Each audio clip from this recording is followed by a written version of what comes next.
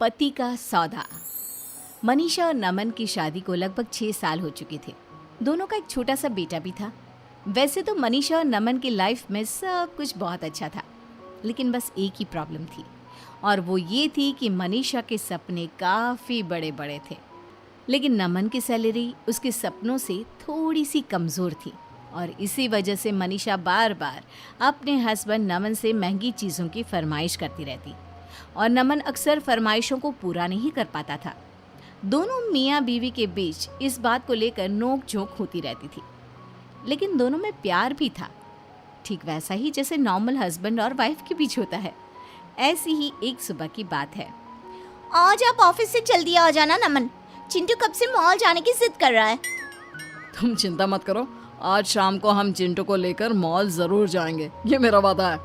अच्छा सुनो, चिंटू को ना वो मॉल वाली टॉय शॉप से खिलौना भी खरीदना है, वो भी तुम्हें दिलवाना पड़ेगा। अरे मनीषा, ठीक वैसे के वैसे खिलौने मॉल के बाहर की दुकान पर भी मिल जाते हैं, वहाँ से खरीद लेंगे ना। मॉल की दुकानों पर टॉयज बहुत महंगे होते हैं। कर दी ना फिर वही मिडिल क्लास वाली बात, मेरा बेटा मॉल से ही खिलौना खरीदेगा। अरे लेकिन मनीषा, क्या फर्क पड़ता है, खिलौना चाहिए ना, कहीं से भी खरीदो। उसके साथ पढ़ने वाले उसके दोस्त ने कल ही उस मॉल की शोरूम से एक बहुत सुंदर खिलौना खरीदा है।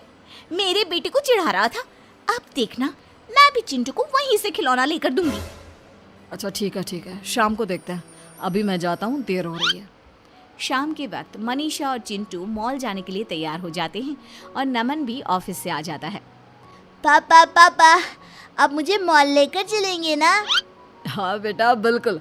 और ये देखो, पापा तुम्हारे लिए खिलौना एडवांस में ही लेकर आ गए हैं। अरे मैंने आपको कहा था ना चिंटू को खिलौना मॉल वाली दुकान से चाहिए, आप क्यों लेकर आए? मम्मी, मुझे तो बस ये कार वाला खिलौना चाहिए था, कहीं से भी लेकर आए उससे क्या फर्क पड़ता है। देखा मनीषा, तुमसे ज्यादा समझदार तो तुम्हारा बेटा है, तुम भी ना। तुम दोनों बाप बेटी हमेशा मिडिल क्लास ही सोचना। अच्छा चलो, आप ज्यादा बातें मत करो। घर से बाहर आने के बाद, ये क्या नमन, तुमने मॉल जाने के लिए ऑटो बुलाया है? अरे तो और क्या करता मनीषा। अरे नमन, कम से कम एसी कैब तो बुलानी चाहिए थी। अब हम इस खटारा से ऑटो में बैठकर मॉल जाएंगे क्या? तभी पड़ोस वाले घर के बाहर आकर एक कैब रुकती है, और मनीषा की पड़ोसन नलिनी घर से बाहर निकलती है। क्या हुआ मनीषा, कहीं घूमने जा रही हो क्या? हाँ, वो क्या है ना, शॉपिंग करने के लिए मॉल जाना था। तुम तो जानती हो मैं छोटी मोटी दुकानों से शॉपिंग नहीं करती इसलिए बस आज मॉल जाने का प्लान बनाया था।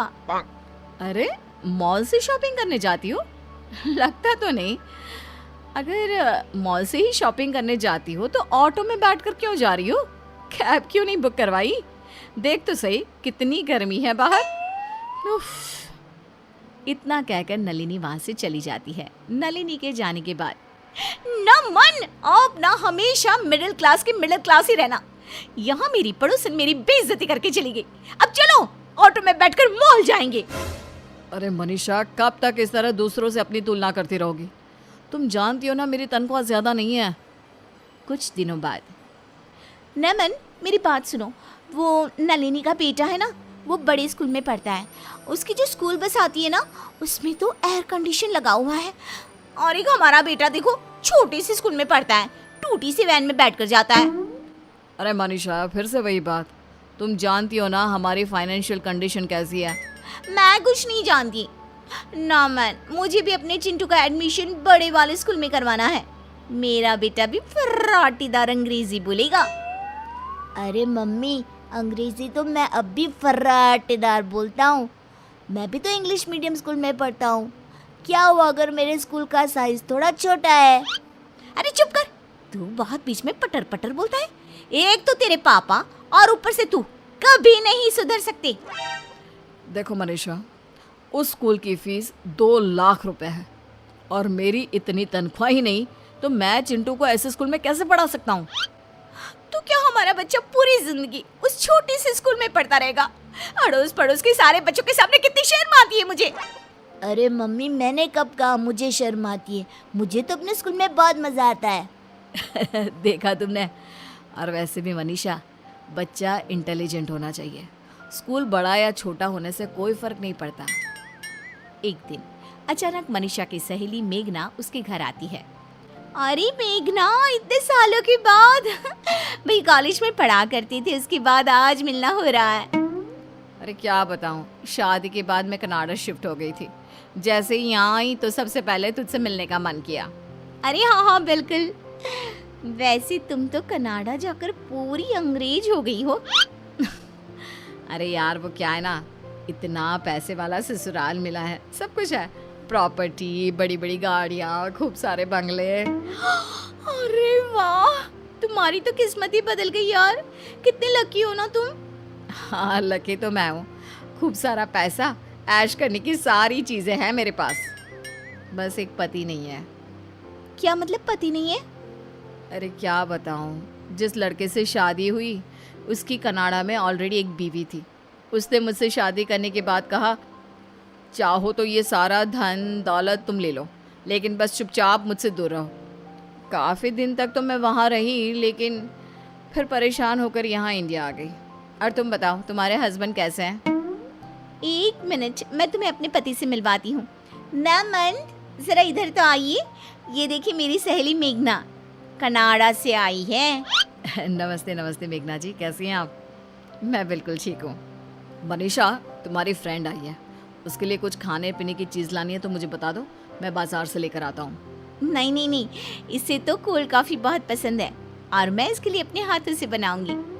कैसी बात करती हो मनीषा, तुम्हारी सहेली आई है, तुम बैठकर बातें करो, कोल्ड कॉफ़ी मैं बना कर लाता हूँ। नमन के किचन में जाने के बाद, तुम्हारा पति तुमसे बहुत प्यार करता है। हाँ हाँ वो तो है, हमारा एक छोटा सा प्यारा सा बेटा भी है, चिंटू। तुम कितनी लकी हो ना, तुम्हें इतना प्यार करने वाला हस्बैंड मिला है। एक मुझे देखो। अरे इसमें लकी होने वाली क्या बात है, हस्बैंड तो प्यार करता है लेकिन कुछ भी नहीं है उसके पास। अरे बस ये छोटा सा घर है, कहने को एक गाड़ी भी नहीं हमारे पास, और बेटा भी ना छोटे से स्कूल में पढ़ता है। वैसे तुम्हारे इस प्रॉब्लम का एक सोल्यूशन है मेरे पास। तुम कल मुझे अपने घर के पास वाले कॉफ़ी शॉप में आकर मिलो ना। और फिर अगले दिन कॉफ़ी शॉप में। बताओ तुमने मुझे यहाँ क्यों बुलाया? और इतनी बड़ी कॉफ़ी शॉप, बहुत महंगी होगी ना? अरे तुम इस बात की चिंता क्यों करती हो, आज से तुम्हें इस बारे में सोचने की बिल्कुल भी ज़रूरत नहीं है। अरे लेकिन ये तो बताओ तुम चाहती क्या हो? तुम्हारा पति। हाँ मतलब पागल हो गई हो क्या?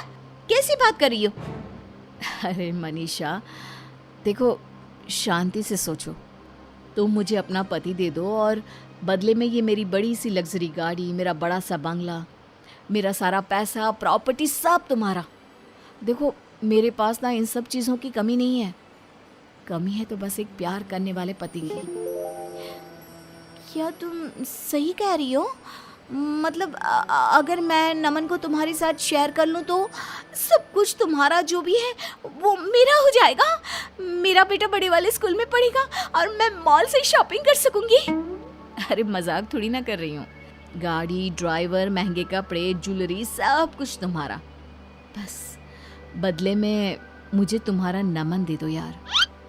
लगता है भगवान ने मेरी सुन ली, भले ही देर से सुनी लेकिन सुनी तो सही। अच्छा प्रॉब्लम ये है कि मैं अपने पति को इस चीज़ के लिए राज़ी कैसे करूँगी? देखो वो तुम्हारा प्रॉब्लम है, अब जल्दी से मेरी डील फाइनल कर दो और लो ये महंगी वाली कॉफ़ी पियो। और सुनो, तुम्हें बिल पे करने की भी ज़रूरत नहीं है। घर जाने के बाद, देखो नमन, तुम्हारी तनख्वाह इतनी कम है कि मेरे सपने पूरे नहीं हो सकते और इसलिए मैंने एक डिसीजन लिया है। कैसा डिसीजन? देखो नमन, उस दिन जो मेरी सहेली मेघना घर पर आई थी ना, उसके पास बहुत रुपया पैसा है लेकिन एक प्यार करने वाला पति नहीं है, और मेरे पास तुम हो लेकिन रुपया पैसा नहीं है। तो उसने मुझसे कहा कि तुम्हारे बदले वो मुझे दुनिया की सारी लग्जरी देने को तैयार है। पागल हो गई हो क्या? मेरे बदले का क्या मतलब है? मैं कोई घर में रखी हुई चीज़ हूँ जो तुम उठाकर उससे दे दोगी? देखो नमन, अगर तुम मुझसे और अपने बेटे से जरा सा भी प्यार करते हो ना तो बस तुम्हें इस डील के लिए तैयार होना पड़ेगा। अब से तुम्हें मेघना के साथ रहना है इस घर में, और मैं मेघना के बड़े से बंगले में जाकर रहूंगी। मेरा बेटा बड़े वाले स्कूल में पढ़ेगा, हमारे पास एसी गाड़ी होगी, ड्राइवर होगा, सब कुछ होगा।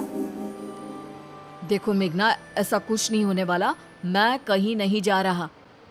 अगर तुमने ऐसा नहीं किया ना तो मैं हमेशा के लिए चिंटू को लेकर ये घर छोड़कर चली जाऊंगी। मेघना की जिद के आगे नमन परेशान हो जाता है और फिर मेघना अपना पति मनीषा को दे देती है। कुछ दिनों के बाद मम्मी मुझे पापा चाहिए, मुझे पापा के पास रहना है। सही कहते हो बेटा, तुम्हारे पापा के बिना तो मेरा भी मन नहीं लगता। कितने दिन हो गए हैं वो घर ही नहीं आए।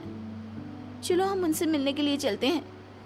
चिंटू और मनीषा नमन से मिलने के लिए अपने पुराने घर में जाते हैं। वहां जाकर देखते हैं कि मेघना और नमन उस छोटे से घर में भी काफी खुश थे। अरे आओ मनीषा, बहुत दिनों के बाद आना हुआ। वो क्या है ना, नमन की बहुत याद आ रही थी इसलिए। पापा आप हमारे साथ रहिए ना, हम आपके साथ इस छोटे से घर में भी रहने को तैयार है। लेकिन बेटा, तुम्हारी मम्मी को तो बड़ा घर चाहिए। अगर तुम्हें मेरे साथ रहना है तो यहाँ मेघना आंटी के साथ रहना पड़ेगा, पुराने घर में। मैं यहाँ रहने के लिए तैयार हूँ। उस बड़े से घर में और बड़ी गाड़ी में मम्मी को जाने दो, मुझे नहीं जाना। अरे ये तुम क्या कह रहे हो? मैंने तुम्हारी वजह से ये डिसीजन लिया था।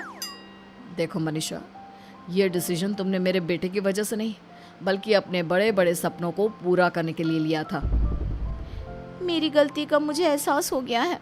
अब मैं आपके साथ रहना चाहती हूँ। लेकिन अब तो ऐसा नहीं हो सकता। तुमने पेपर्स साइन किए हैं और हमारा सौदा हुआ था। प्रॉपर्टी तुम्हारी और पति मेरा। नमन आप कुछ कहिए ना, ये मेरे साथ ऐसा नहीं कर सकती। देखो मेघना, मनीषा ने जो कुछ भी किया है तुमने कहा वैसा ही किया है। अब मेरे हाथ में कुछ भी नहीं है। तुमने सब कुछ खो दिया, अपना बेटा भी और पति भी। लेकिन मुझे इस छोटे से घर में भी सब कुछ मिल गया।